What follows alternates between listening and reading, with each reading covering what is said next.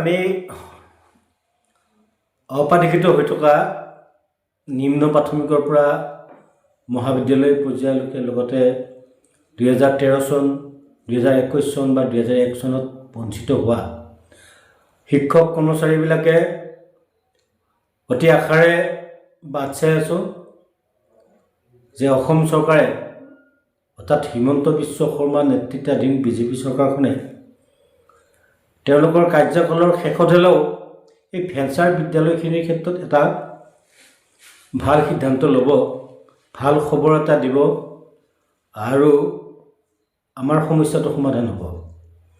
কিন্তু দুখৰ বিষয় যে আমি দীৰ্ঘদিন আন্দোলন প্ৰতিবাদ ধৰ্ণা এইবিলাক কৰাৰ পিছতো চৰকাৰখনে যদিও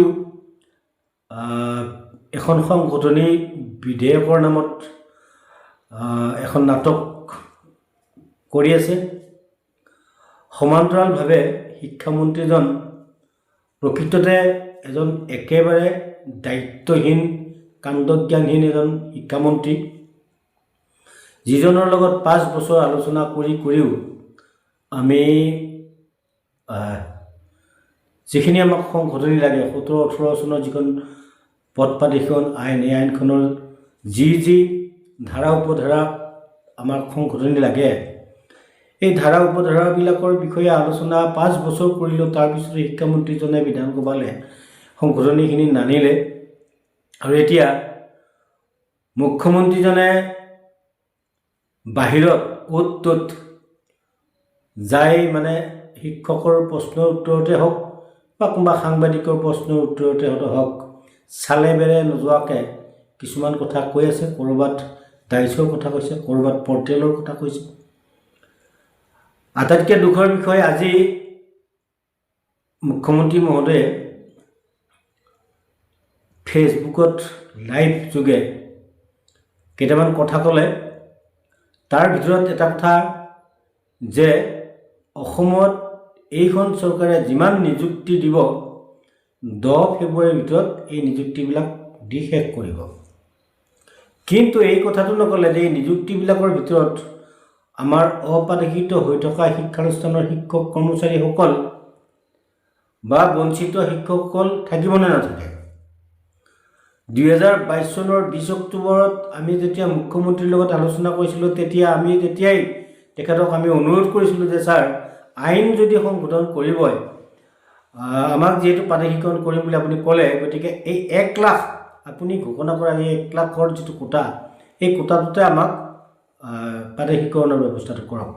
তেতিয়া তেওঁ কৈছিল যে এইবিলাক চব নতুন ল'ৰাৰ কাৰণে 1 লাখ কোটাটো, আপোনালোকৰ কাৰণে আমি আকৌ এটা 50,000 কোটা এটা খুলিম, মানে আপোনালোকৰ নিচিনা অপাধিকৃত বা অন্যান্য শিক্ষক কৰ্মচাৰীখিনিৰ কাৰণে বা অন্যান্য বিভাগত থকা কৰ্মচাৰীবিলাকৰ কাৰণে আমি 50,000 কোটা এটা খুলিম বুলি কৈছে। এতিয়া ঢোকঢাল বজাই আছে, 1,50,000 নিযুক্তি হ'বলৈ গৈ আছে বা কৰিব, কিন্তু 1,50,000টো অপাধিকৃত শিক্ষক কৰ্মচাৰীখিনিয়ে স্থান নাপালে। ইয়াৰ পৰা এটা কথা বুজি পাইছোঁ, যেতিয়া যোৱা নৱেম্বৰৰ 25 তাৰিখৰ পৰা হোৱা বিধানসভাত কেবিনেট বৈঠকৰ আগমুহূৰ্তলৈ শিক্ষামন্ত্ৰীয়ে আমাক লগা নিযুক্তিৰ ক্ষেত্ৰত যিটো আমাক এমেণ্ডমেণ্ট লাগে, মাটি থকাৰ ক্ষেত্ৰত যিটো আমাক এমেণ্ডমেণ্ট লাগে, শিক্ষানুষ্ঠানৰ যিটো বিভাগীয় অনুমতিৰ ক্ষেত্ৰত যিটো এমেণ্ডমেণ্ট লাগে, বা আমাৰ শিক্ষানুষ্ঠানবিলাকৰ যিটো ক্ৰাইটেৰিয়া আছে, এনৰলমেণ্টৰ ক্ৰাইটেৰিয়া, পাছ পাৰ্চেণ্টেজৰ ক্ৰাইটেৰিয়া, এই গোটেইবিলাকত যিবিলাক যেনেধৰণৰ এনৰলমেণ্ট লাগে, এই সম্পৰ্কত আমাৰ লগত আলোচনা কৰি শিক্ষকৰ নিযুক্তিৰ ক্ষেত্ৰত এই গোটেই কথাবিলাকৰ আলোচনা কৰি আমাৰ লগত যিখিনি সিদ্ধান্ত তেওঁলোকে আমাক দিছিল বা তেওঁলোকৰ ফালৰ পৰাই আমাক প্ৰতিশ্ৰুতি দিছিল আমাৰ লগত বিভিন্ন সময়ত হোৱা আলোচনাত, এই প্ৰতিশ্ৰুতিখিনিৰ কোনো এটা কথাই তেওঁলোকে এই বিধেয়কখনত মানে আনিব নোৱাৰিলে এই অকৰ্মণ্য শিক্ষামন্ত্ৰীজনে। এতিয়া যোৱা 30 ডিচেম্বৰত আমি মাননীয় শিক্ষামন্ত্ৰী মহোদয়ক আমি লগ কৰিছিলোঁ। তেখেতে বিৰোধৰপে ক'লে যে আপোনালোকে অলপ ধৈৰ্য ধৰকচোন, 1 তাৰিখে অৰ্থাৎ জানুৱাৰী 1 তাৰিখে মাননীয় মুখ্যমন্ত্ৰী মহোদয়ে সকলোকে ভাল খবৰ দিয়ে আৰু আপোনালোককো ভাল খবৰ দিব। আমি অপেক্ষা কৰি থাকিলোঁ, ভাল খবৰ নাহিল। এতিয়া মাঘৰ বিহু গ'ল, মাঘৰ বিহুতো আমি ভাল খবৰ নাপালোঁ। আগন্তুকত 26 জানুৱাৰী আহি আছে। এই 26 জানুৱাৰীটো খুব নিশ্চয় আমি ভাল খবৰ নাপাম যেন আমি অনুভৱ কৰিছোঁ, যিহেতু আজিৰ তাৰিখলৈ নটিফিকেশ্যনখন গেজেট নটিফিকেশ্যনটো ওলোৱা নাই। আৰু এই গেজেট নটিফিকেশ্যনটো আচলতে চক্ৰান্তমূলকভাৱে ওলোৱা নাই, গাপ দি থৈ দিছে। এইকাৰণে ভাবিছে গেজেট নটিফিকেশ্যনটো শিক্ষামন্ত্ৰী ৰণোজ পেগুৱে যেনেধৰণে ওলাই যায় তেতিয়া আকৌ আন্দোলন হ'ব, প্ৰতিবাদ হ'ব। গতিকে নটিফিকেশ্যন তেনেকৈ গাপ দি থৈ দিছে। গাপ দি থৈ এতিয়া পৰ্টেলৰ কথা কৈ আছে। এতিয়া পৰ্টেলটো আমাৰ বস্তু নহয়। আমাৰ কথা হ'ল প্ৰথমতে নটিফিকেশ্যনটো ওলাব লাগে। এই নটিফিকেশ্যনটোত আমাৰ সংশোধনীখিনি আহিছেনে নাই? যদি অহা নাই, শিক্ষামন্ত্ৰীয়ে যেনেধৰণে বিধানসভাত এই এমেণ্ডমেণ্টটো আনিছিল তেনেধৰণে যদি গেজেট নটিফিকেশ্যনখন ওলায়, তেতিয়াহ'লে আমাৰ কোনো শিক্ষানুষ্ঠান বা শিক্ষক ইয়াৰ দ্বাৰা উপকৃত নহয়। বহু শিক্ষানুষ্ঠান আওতাত আহিব, কিন্তু শিক্ষকসকল প্ৰাধিকৰণ নহ'ব। বহুত শিক্ষানুষ্ঠান হয়তো আওতাতে নাহিব, কাৰণ মাটিৰ ক্ৰাইটেৰিয়া, শিক্ষকৰ জইনিং ডেটৰ ক্ৰাইটেৰিয়া, ইউডাইচৰ ক্ৰাইটেৰিয়া, এইবিলাক যদি সংশোধন নানে, তেতিয়াহ'লে আমাৰ প্ৰাধিকৰণটো কোনো কাৰণতে নহয়। এইখন এখন হিমন্ত বিশ্ব শৰ্মাই আকৌ পুনৰবাৰ আমাক ষড়যন্ত্ৰমূলকভাৱে বঞ্চিত কৰাৰ কাৰণে কুপৰিকল্পনা কৰি আছে। এতিয়া কথাটো হ'ল, আমাৰ এটা প্ৰস্তাৱ আছে, যদি চৰকাৰে এই হিমন্ত বিশ্ব শৰ্মাৰ নেতৃত্বাধীন বিজেপি চৰকাৰখনে যদি আমাক এওঁলোকৰ কাৰ্যকালৰ ভিতৰতে যদি আমাক প্ৰাধিকৰণ নকৰে, তেতিয়াহ'লে আমি এটা কাৰ্যসূচী প্ৰস্তাৱিত হৈ আছে। সেইটো হ'ল, আমি সমূহীয়াভাৱে এই চৰকাৰখনক নহয়, হিমন্ত বিশ্ব শৰ্মাক আমি অভিশাপ দিম সামূহিকভাৱে। আৰু এই সামূহিক অভিশাপটোৰ কাৰণে আমি প্ৰতিবাদী কাৰ্যসূচী লৈ লাভ নাই, কাৰণ 108ৰ কৰ্মচাৰীসকলে আজিকো পৰ্যন্ত এই মাঘৰ বিহুটো তেওঁলোকে সচলত অনশনত বহি আছে বা ধৰ্ণা কাৰ্যসূচী লৈ আছে। কিন্তু হিমন্ত বিশ্ব শৰ্মাই এই কথাবিলাকলৈ অকণমানো কৰ্ণপাত কৰা নাই। হিমন্ত বিশ্ব শৰ্মাই ভাবিছে এইবাৰ অৰুণোদয়, মহিলা উদ্যমিতা আৰু PM কিষাণ এনেকুৱা ধৰণৰ এই আঁচনিবিলাকৰ জৰিয়তে তেওঁ এইবাৰ ইলেকশ্যনটো পাৰ কৰি দিব, তেওঁ আকৌ শাসনলৈ আহিব। এই কথা হয়তো ভাবি লৈ আমাৰ এই সমস্যাটোক আচলতে ন্যায্যতাৰ ভিত্তিত গুৰুত্ব দিয়া নাই। আমাক পুতৌ বা আমাক খেলা হিচাপে এই হিমন্ত বিশ্ব শৰ্মাই ব্যৱহাৰ কৰি আছে।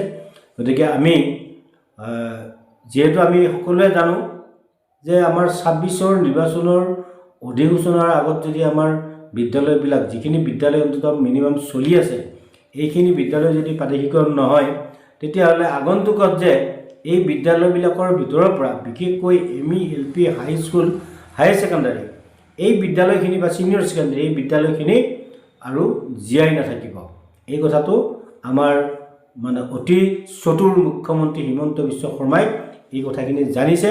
কাৰণ এই 5 বছৰত 2319খন শিক্ষানুষ্ঠানৰ পৰা এতিয়া 300 শিক্ষানুষ্ঠান নাই, আৰু এই 300 শিক্ষানুষ্ঠানকো চৰকাৰে ভাঙি দিয়াৰ কাৰণে তেওঁলোকে এফালে আইন সংশোধনৰ এখন নাটক কৰিছে, আৰু আনফালে কিন্তু তলে তলে তেওঁলোকে শিক্ষানুষ্ঠানখিনি ভাঙি পেলোৱাৰ কাৰণে ষড়যন্ত্ৰ কৰিছে।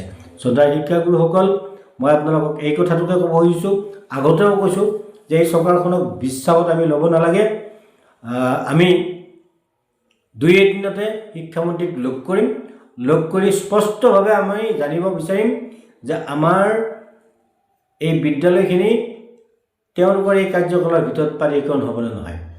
যদি নহয়, তেতিয়াহ'লে ইয়াৰ বিকল্প আমি সকলোৱে নিশ্চয় আলোচনা কৰিম, আৰু এখন আমি সাধাৰণ সভা গুৱাহাটীত অনুষ্ঠিত কৰিম। এই সাধাৰণ সভাৰ সিদ্ধান্ত মৰ্মে আমি দৰকাৰ হ'লে যিকোনো পদক্ষেপ ল'ম, হয়তো মুখ্যমন্ত্ৰীক ক'ৰবাত ঘেৰাও কাৰ্যসূচী ল'ম, আৰু এইবাৰ নিৰ্বাচনত প্ৰতিখন নিৰ্বাচনী সভাত যাতে আমাৰ ভেঞ্চাৰ শিক্ষকসকলে প্ৰতিবাদী কাৰ্যসূচী লয়, হিমন্ত বিশ্ব শৰ্মাৰ সন্মুখত ক'লা বেজ ধাৰণ কৰে, এনেধৰণৰ কিছুমান কাৰ্যসূচী আমি ল'ব লাগিব। আপোনালোকে আমাৰ মাজৰ পৰা কিছুমান শিক্ষক বা কৰ্মচাৰী আছে যে বিজেপি দলৰ হয়তো কৰ্মী হৈ আছে, আমি হয়তো ভোট কাক দিওঁ এইটো বেলেগ কথা, কিন্তু হিমন্ত বিশ্ব শৰ্মাৰ যে আমি বিৰোধিতা কৰিব লাগিব এই কথাটো কিন্তু ধৰো যদি আমি প্ৰাদেশিকৰণ নাপাওঁ।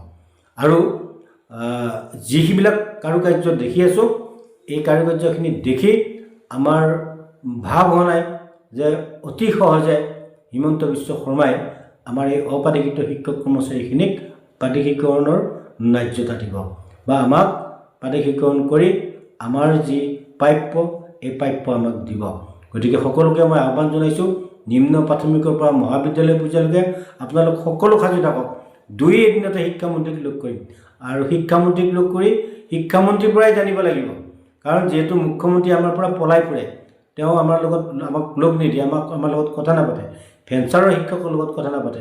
তেওঁৰ দুৰ্বলতা আছে এইটো, আৰু তেওঁৰ অভিগন্ধি আছে। তেওঁলোকৰ আচলতে তেওঁ হিমন্ত বিশ্ব শৰ্মাৰ অকণমানো সদ্ভাৱ নাই এই ভেঞ্চাৰ স্কুলৰ শিক্ষকখিনিৰ কাৰণে, আৰু সেইকাৰণে আমাৰ লগত আলোচনা নকৰি আমাৰ পৰা পলাই ফুৰি আছে। গতিকে আমি